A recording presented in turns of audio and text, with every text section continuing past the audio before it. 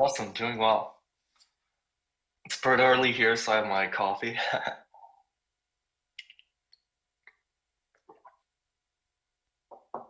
Perfect.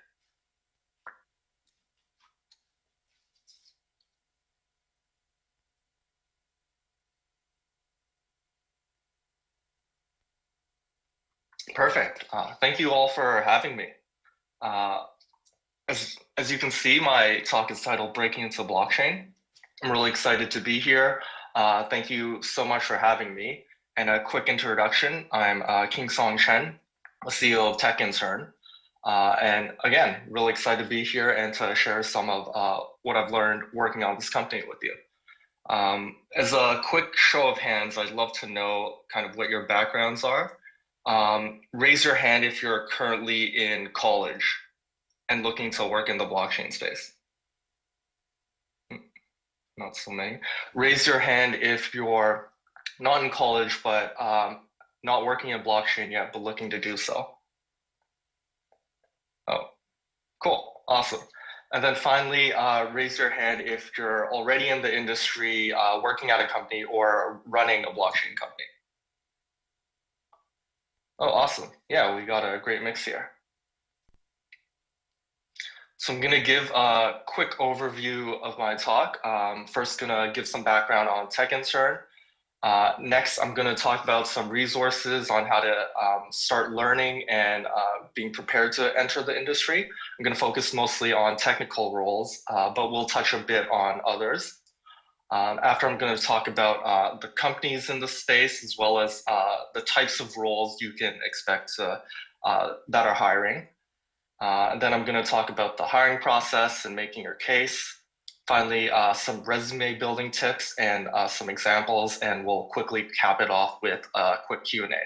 And this should only take about 20 minutes. And without further ado, I'll get right into it. So quick background on TechIntern.io. It's a company that I started that connects startups and tech companies with developers from top colleges. So we work with all types of tech companies, but we do have a big focus on blockchain companies, just because a lot of them are hiring and I'm connected to a lot of them. And we've worked with a lot of really smart students and developers to get their first blockchain job. So we do both contracting and internships. And notice that with a lot of like smaller startups, contracting works really well for them. And that's because, startups want to be flexible. They want to have developers available on a more flexible basis. And so we've connected a lot of students while they're in school to work like part-time for these blockchain startups. We've also dealt with like more niche languages, for example, helping Smash hire a Golang developer and Mirror Protocol hire a Rust developer. So to start off with resources, now most blockchain companies are looking for developers with some experience already. So it's really important that you are both learning and doing in your spare time. So the first things, if you're not very, if you're pretty new to blockchain, don't have a lot of development skills, is to look at the free resources, make sure you're interested in the industry and interested in developing. Of course, everyone knows about crypto zombies. There's ETHSpring, Ethereum.org.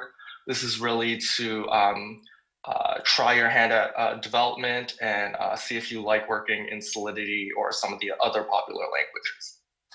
Next, we have the paid online courses. These are like longer courses where you'll learn more of the basics of development. So there's BlockGeeks, Coursera, and other kind of online learning resources, as well as Consensus Academy. And lastly, there are the more extensive boot camps. Most of these are online right now, so Chain Shot and the Consensus Academy bootcamp.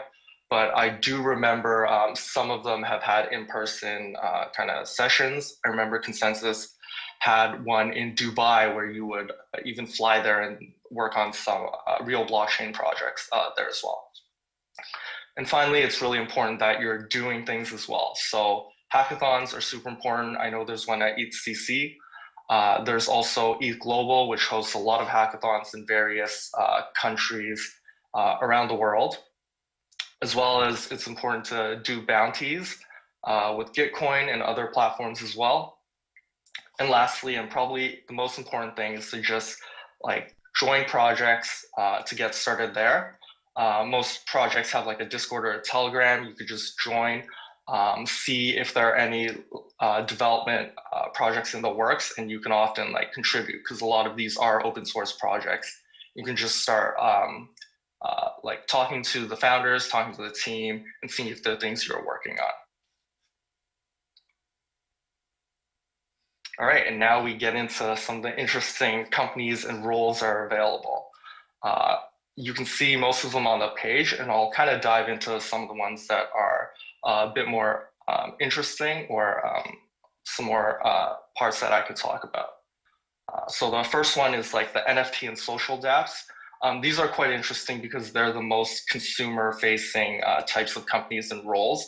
That's where you'll have like a lot of design, front end, maybe some product management, as well as community roles. And that's because these projects really want to engage people outside the crypto space as well. So a lot of like celebrities, a lot of regular people are really interested in like NFTs and social dApps. And this is where you can really apply design and community skills.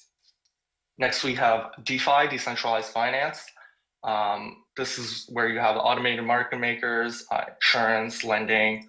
So this is where a lot of smart contract skills will be really important. There are a lot of companies hiring for specifically things like Solidity and Rust. So these are really good languages to learn if you want to work in this industry. Next, we have kind of the more lower level infrastructure companies, staking, mining, and oracles and others. And again, this is where there's a lot of needs in backend. So smart contract languages, as well as just like general backend skills. Next, I want to talk about security companies. So specifically security auditing. So this is something that's like critical need all across the space. I'm sure you know, but like a lot of security auditing companies are like fully in demand right now. Some like aren't even available until like October, November. That's just because there's a huge critical lack of security auditors in the space. And although there's a very high requirement to get into the space, because hey, this is like extremely critical, and you need to have like a lot of knowledge before you can be trusted to do security audits. It is possible to like get into the space. So I actually have a friend, Samson, who is relatively young, and I knew him when he was still like in school, just doing regular security jobs. And what he did is he just started looking into smart contracts, looking for bugs, doing bounties, and then he really built a name for himself. And he started with like a internship at Trail of Bits, and then like now I think he's a research partner at Paradigm. So even as a student, it is possible, though difficult, to like break into the space. And it's really important that you have a good interest in like smart contracts, security auditing, CTFs in particular, because it is possible for you to like enter the space and get a really high salary role.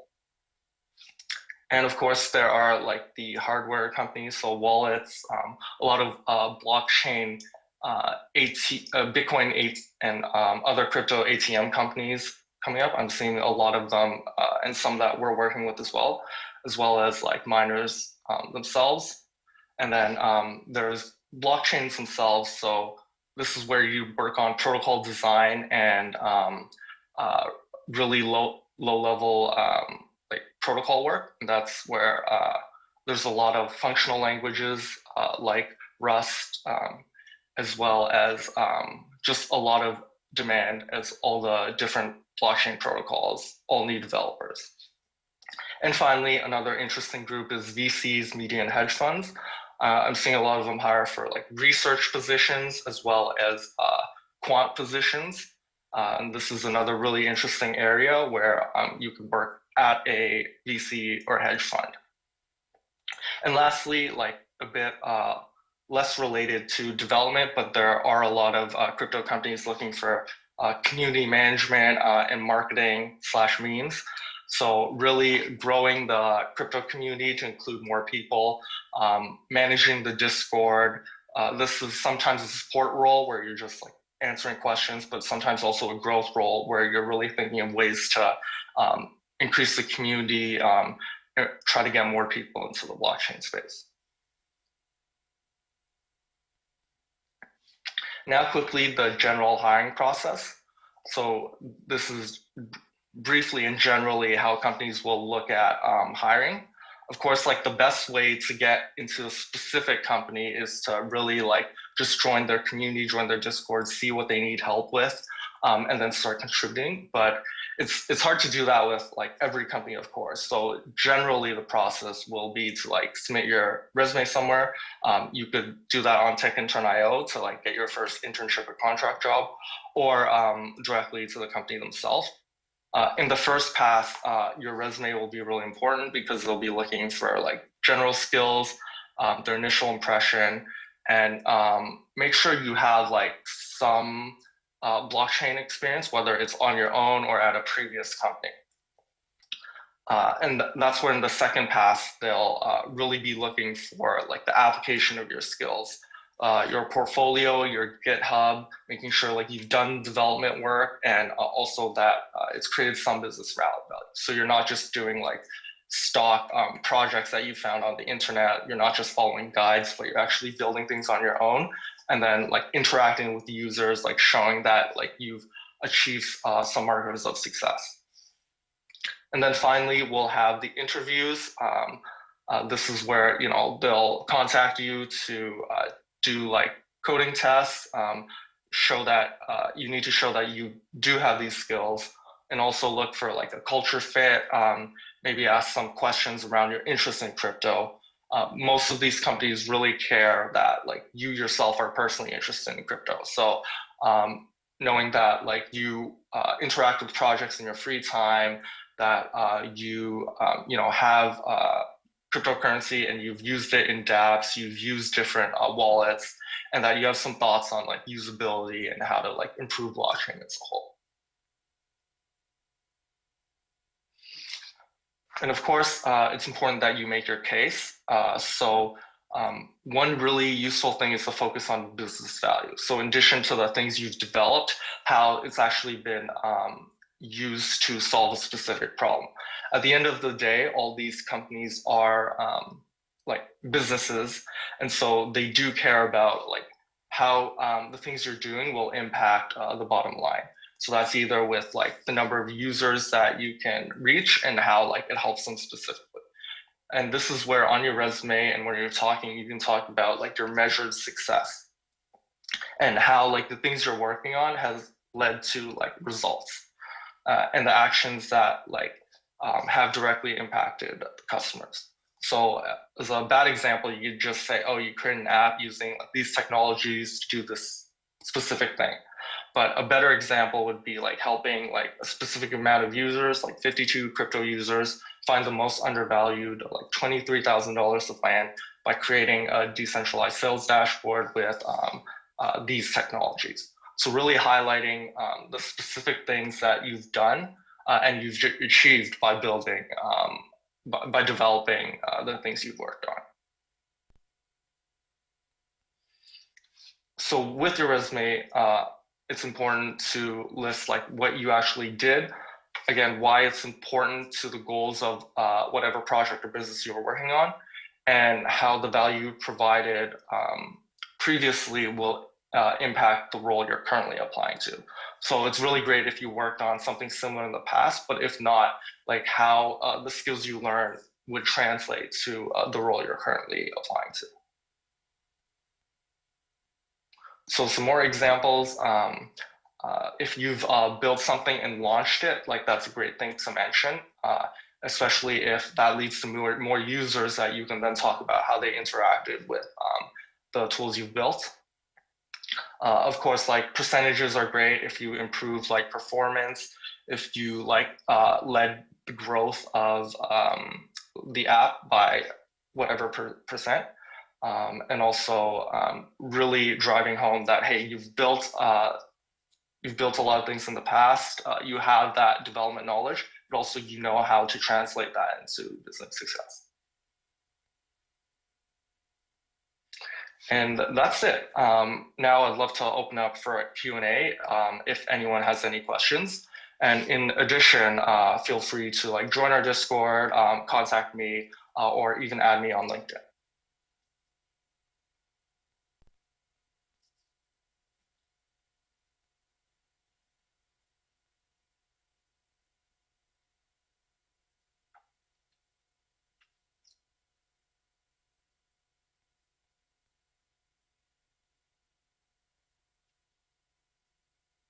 Yeah. Definitely. So we mostly work with interns and contractors, and so that salary range has ranged from like 20 to like $50 per hour. But I think for new grad entry level development roles, that will generally be higher. Like I've seen for like the even like new graduates like 100 to like $200,000 a year. And then if you're like skilled in specific things, like the salary will be much higher. So like a lot of people are looking for like senior Solidity developers, senior Rust developers. That salary range can be like much higher. And then also like one area in particular, security auditing firms. If you have a lot of experience with like security specifically, and you understand Solidity deeply, like that could be like 400, 500K, or even more. So I think generally like people are hiring for developers at a level that is the same or higher than the general tech industry. And then you have specific skills, like the salary levels are even higher.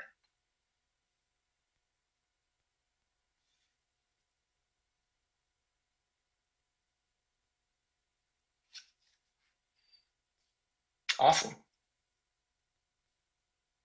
Awesome. Thank you all so much. And thank you for having me. And I'm excited to connect with any of you online as well.